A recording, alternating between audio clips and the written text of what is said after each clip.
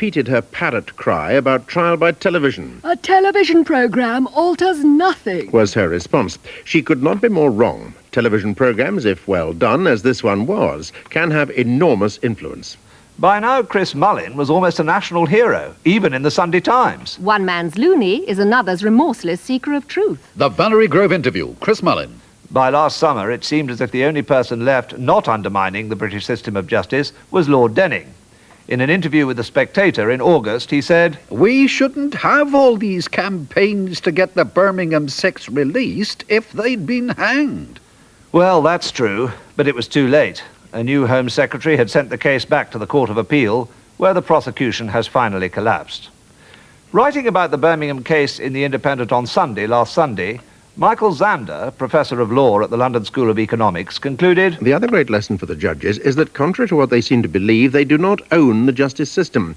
The role of investigative journalists, an MP like Chris Mullin, and television programmes such as Granada's World in Action and BBC's Rough Justice may be as great as that of the courts in uncovering miscarriages of justice, or even greater. In other words, the search for fresh evidence, which Lord Denning told us to abandon all those years ago, does not undermine justice. It holds out some hope that injustice will be righted. And as Chris Mullin found out, the enemies of investigative journalists are not always judges or even policemen. They are often the editors and proprietors of our national newspapers. Now, here's another example of what happens when journalists lose their skepticism. Do you remember these pictures just 6 weeks ago? Here was the Sun front page. Bastards of Baghdad! Hang Saddam long and slow. Page one opinion. The faces of captured British airmen Adrian Nicholl and John Peters will haunt us all for many a long day. The Daily Mail asked, What has he done to them? The Daily Mirror had, This is how he looks now. You'll pay for this. by contrast, the Daily Express announced, Saddam will pay for this. and the Star declared. The bastard is torturing our boys. Ironically, 9 days later, the Star revealed another possible explanation for the harrowing face of John Peters. Saved by the hot seat, the moment of escape that all airmen dread. This Star article was about pilots who are forced to eject from crashing planes.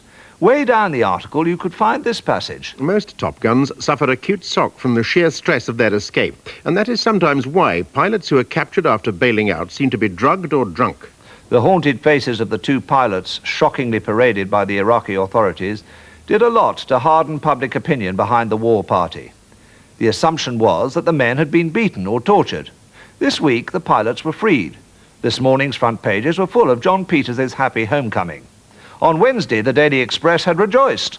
Tornado aces free. Yesterday, Flight Lieutenant Peters, 29, spoke to his wife Helen for the first time since being released from an Iraqi jail after 47 days. What did he say about his treatment? On this, the papers were strangely silent.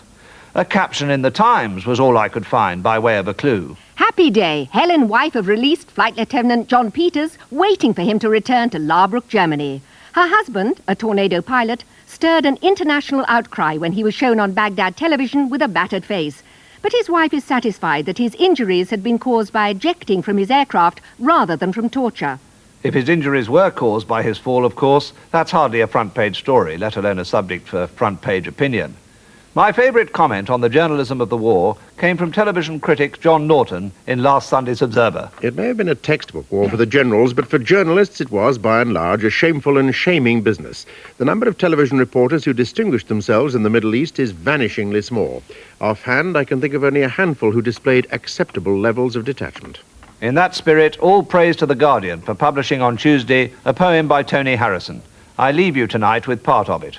Now, with noonday headlights in Kuwait and the burial of the blackened in Baghdad, let them remember, all those who celebrate, that their good news is someone else's bad, or the light will never dawn on poor mankind.